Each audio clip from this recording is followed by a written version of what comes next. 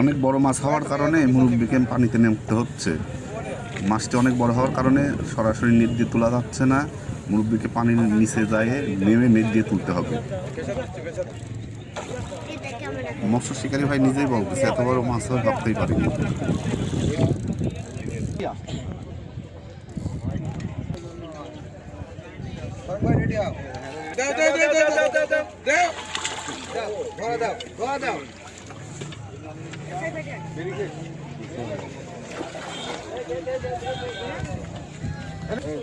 কত বড় মাছ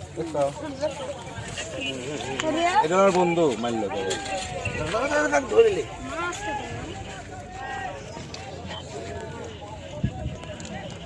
মানে অন্য ওরা আলাদা